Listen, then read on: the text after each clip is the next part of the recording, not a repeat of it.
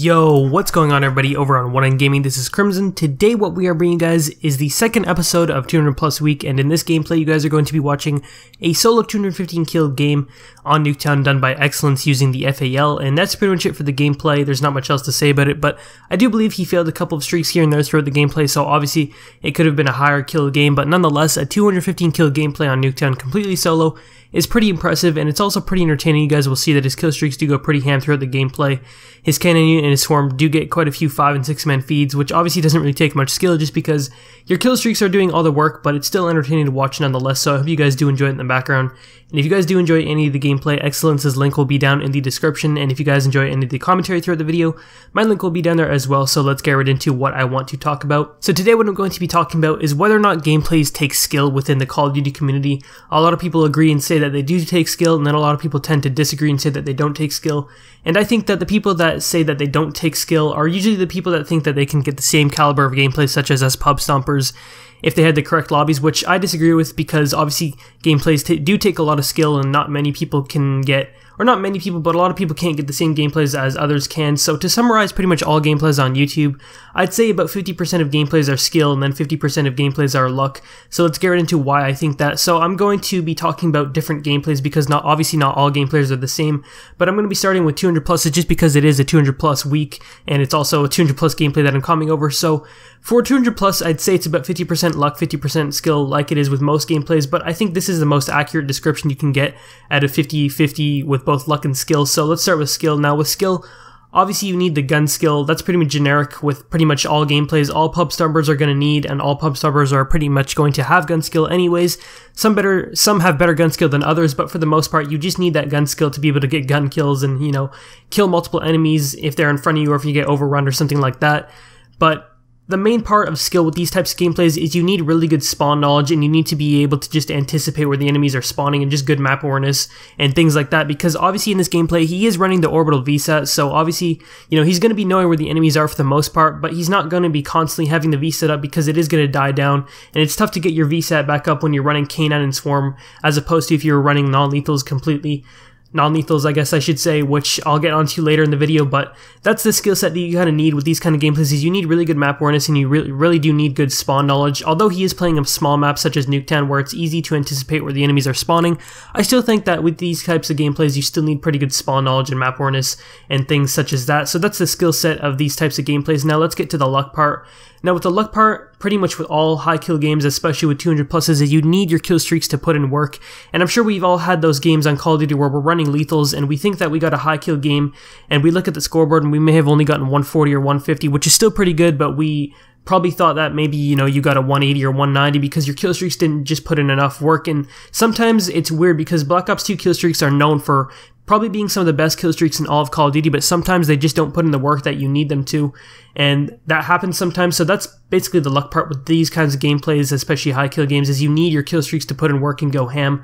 And that's pretty much, to summarize, 200 plus is you need basically the map awareness and the spawn knowledge, and then you also need the luck part of your kill streaks going ham. So let's talk about a different type of gameplay. And I'm going to talk about maybe you get a fast nuclear or a fast chem or whatever it may be. Now, personally, I think these gameplays take a little bit more luck than skill, especially if you're in a support party.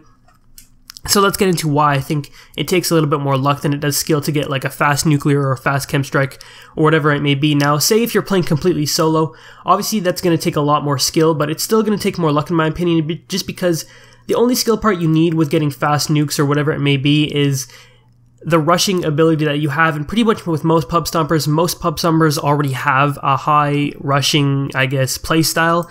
So you're going to be used to it automatically. Now the luck part about these types of gameplays is you need the enemies to be able to rush towards you. And I've had a lot of fast chem strikes or fast DNAs or maybe fast nuclears, but they could have been a lot faster just because the enemies weren't rushing that much towards me or towards the objective. So you definitely need the enemies to be able to rush towards you.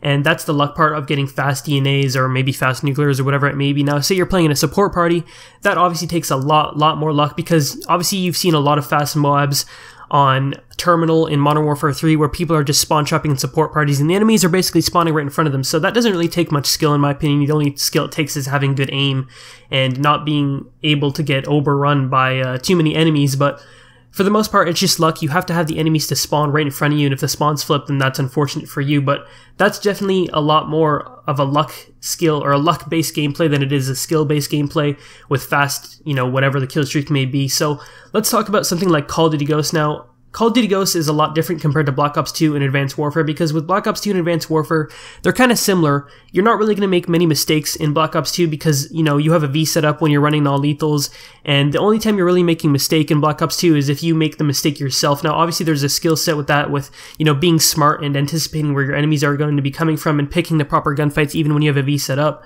But for the most part, the only time you're making a mistake when you have a V set up is if you're getting overrun by enemies or if you made a stupid mistake yourself.